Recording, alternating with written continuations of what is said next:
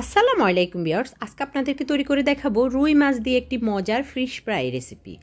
অসাধারণ এই রেসিপিটা অবশ্যই বাসায় ট্রাই করবেন। না ট্রাই করলে আসলে বুঝবেন না খেতে যে এত টেস্টি হয়, এত মজা হয়। তো আমি এখানে একটি 1 কেজি থেকে একটু বেশি ওজনের একটি মাছ নিয়ে নিয়েছি। ওটাকে আমি কুটে ধুয়ে ফ্রেশ করে এভাবে মাঝখান দিয়ে দেখুন কেটে নিয়েছি।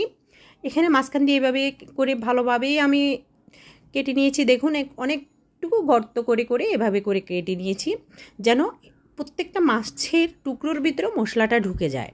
তো এখানে দেখুন আমি মশলাগুলো নিয়ে নিয়েছি। আমি নিয়েছি লাল মরিচের গুঁড়ো, হলুদ, জিরে এবং ধনে গুঁড়ো, লবণ। এখানে আমি একটি ফিশ ফ্রাইয়ের রেডিমেড প্যাকেট পাওয়া যায় ওটার পাউডার নিয়ে নিয়েছি, আর নিয়ে নিয়েছি আদা রসুন বাটা। তো এই প্যাকেটটা আমি আপনাদেরকে দেখিয়ে দিচ্ছি। দেখুন এটা বাজার থেকে কিনতে পাওয়া যায়, আপনারা কিনে নিতে পারেন।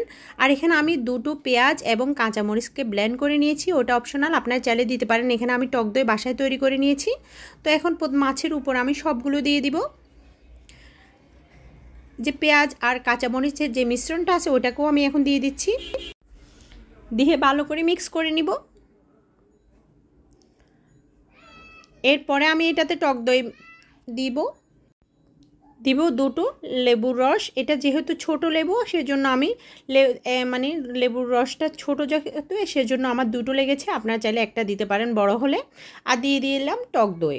টক দইটা আমার বাসায় তৈরি করা। আমি এটাকে এখন সবগুলো মিলে একসাথে মিক্স করে নিচ্ছি। দেখুন সবগুলো একসাথে মিক্স হয়ে গেলে মাছের মধ্যে ভালো করে এগুলো ঢুকিয়ে দিতে হবে। প্রতিটি পিস যে মাছের অংশগুলো আমরা কেটে নিয়েছিলাম ওগুলোর ভিতরে ভালো করে মশলাগুলোকে ঢুকিয়ে নিতে হবে যেন ভালো করে মশলাগুলো ঢুকে ম্যারিনেট হয়ে যায়। এখানে আমি পরবর্তীতে আমরা এখানে সরিষার তেল অ্যাড করব। যখন আমি এটাকে একটি ফয়েল পেপার দিয়ে দেখুন আধা ঘন্টা, 2 ঘন্টা, 3 ঘন্টা আপনি যেতটুকু সময় আপনার মধ্যে থাকে সে অতটুকু সময়ের মধ্যে রেখে দিবেন নর্মাল ফ্রিজে। যার হাতে সময় নেই সে আধা ঘন্টা রেখে দিবেন। আমি এটাকে 2 ঘন্টার জন্য রেখে দিব। তো দেখুন 2 ঘন্টা হয়ে গিয়েছে। এখন আমার এটা ম্যারিনেট করা হয়ে গিয়েছে। দেখুন ফ্রিজে রাখার কারণ এটা একটু পানি ভাব হয়ে গিয়েছে। তো দেখুন এটা এখন আমি ভালো করে এটাকে এখন সরিষার তেল দিয়ে মিক্স করে নিব। আমি এখানে 2-3 টেবিল চামচ সরিষার তেল দিয়েছি। এটাকে এখন আবার ভালো করে আমি এপিট ওপিট করে তেল দিয়ে ভালো করে মিক্স করে নিব।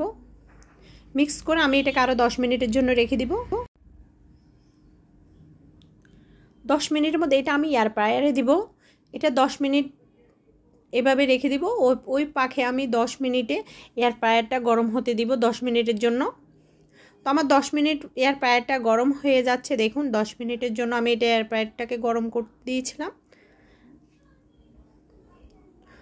এখন আমার গরম হয়ে গিয়েছে। এটা মাছটা এখন আমি এয়ার ফ্রায়ারের মধ্যে দিয়ে দিব। যেহেতু মাছটা একটু বড় সেজন্য একটু আমার দিতে একটু প্রবলেম হয়েছিল। তো ঠিক আছে, সমস্যা নেই, হয়ে যাবে। তো এখন আমি 20 মিনিটের জন্য দিয়ে দিয়েছি। এক পিঠ আমি 20 মিনিট হলে অপর পিঠ উল্টিয়ে আমি আরও 20 মিনিটের জন্য দিব। তো দেখুন আমার এক পিঠ হয়ে গিয়েছে। এখন এটাকে আমি উল্টিয়ে দিব।